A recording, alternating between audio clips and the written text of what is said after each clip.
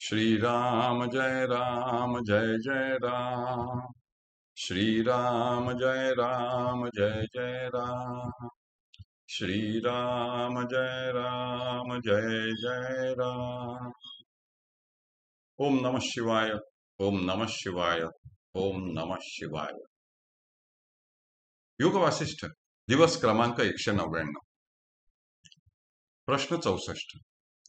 भूत, भविष्य आणि वर्तमान असा प्रचंड जगतभ्रम कोणाच्या ठिकाणी आहे? प्रमाता, प्रमेय आणि प्रमाण किंवा द्रष्टा, दर्शन आणि दृश्य अशा त्रिपुटींनी भरलेले जग परमाणु स्वरूपी चैतन्यामध्येच स्थित आहे. ज्याप्रमाणे वायू आपल्या ठिकाणी स्पंद उत्पन्न करून तो नाहीसा करतो, त्याप्रमाणे चिद अणु आपल्या ठिकाणी जगत उत्पन्न करून त्याचा लय करीत असतो. लहानशा आरशात प्रचंड पर्वत जसा प्रतिबिंब रूपाने भासत असतो, त्याप्रमाणे चिद अणूमध्ये सर्वांच्या चित्ताला मोहित करणारी ही त्रैलोक्य परंपरा भासमान होत असते. हेच परमेश्वराच्या मायेचे अद्भुत स्वरूप होय. परमेश्वर अद्वितीय असल्याने त्याच्या स्वरूपामध्ये मायेचा असंभव आहे. म्हणजेच हे जग भूत, भविष्य आणि वर्तमान अशा तिन्ही काळी चिद्रूपच आहे.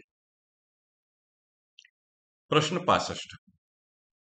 बीजामधील वृक्षाप्रमाणे कोणत्या नित्य आणि समतत्वामध्ये हे जगज्जाल स्थित आहे? अंतर्यामी वृक्ष असणारे बीज ज्याप्रमाणे एखाद्या भांड्यामध्ये साठवलेले असते, त्याप्रमाणे हा चिद अणू आपल्या साम्यावस्थेचा त्याग न करता हे सर्व जगज्जाल आपल्यामध्ये साठवून राहिला आहे. ज्ञान प्राप्त झाल्यावर वृक्षाचा विस्तार ज्याप्रमाणे बीजामध्ये दिसतो, त्याप्रमाणे आत्मज्ञान झाल्यावर जगताचा विस्तार चिदाणूमध्ये समाविष्ट असल्याचे आढळते. वृक्ष जसा बीजाला सोडून असत नाही, त्याप्रमाणे जग चिदाणूला सोडून कधीही असत नाही. प्रश्न 66. एकत्वाचा त्याग न करता अनुदित असताही कोण उदित होतो? बीजात असलेल्या वृक्षाप्रमाणे चिदणूच्या अंतर्यामी असलेले द्वैत अद्वैतमय असलेले जग जो पाहतो, तोच खरा पाहणारा होय. परमार्थ दृष्टीने द्वैत नाही, अद्वैत नाही, स्थूल नाही आणि सूक्ष्मही नाही. आहे असे काही नाही व नाही असेही नाही. त्रैलोक्य नाही व जग नाही असे नाही व आहे असेही नाही. तर या असंख्य रूपांनी परमशुद्ध असे चित्तत्वच आहे. परा आणि सर्वात्मिका अशी ही चित सृष्टी जसा संकल्प करते तशी ती विलसत असते. एक असा हा चिदणू अनुदित असता स्वतःच्या कल्पनेने चिदाकाशामध्ये अनेक रूपांनी उदित होत असतो. प्रश्न 67. कोणते बीज क्षणात वृक्ष बनते आणि कोणता वृक्ष क्षणात बीज बनतो?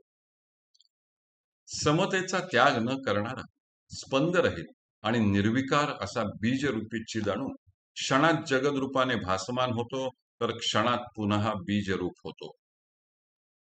प्रश्न 68. कोणाच्या अपेक्षेने महामेरू विस्तंतू बनतो? चिद्रूपी परमाणूच्या अपेक्षेने मेरूसारखा पर्वतही तंतूप्रमाणे क्षुद्र आहे. असा हा अत्यंत स्थूल पण वस्तुतः अत्यंत सूक्ष्म असा चिदणू स्वयंवेद्य असल्याने तद्रूपत्वानेच त्याचा अनुभव घेता येतो. प्रश्न 69. कोणत्या अणूमध्ये असंख्य पर्वत राहतात? चिद अणूमध्येच असंख्य पर्वत समाविष्ट असतात. प्रश्न 70. हे नानाविध जग कोणी विस्तारलेले आहे? निर्विकार आणि शुद्ध अशा परमात्म स्वरूपी चिद अणूने ब्रह्मस्तंभपर्यंत सर्व दृश्य जग व्यापून टाकले आहे. हरि ओम तत्सत. हरि ओम तत्सत. हरि ओम तत्सत.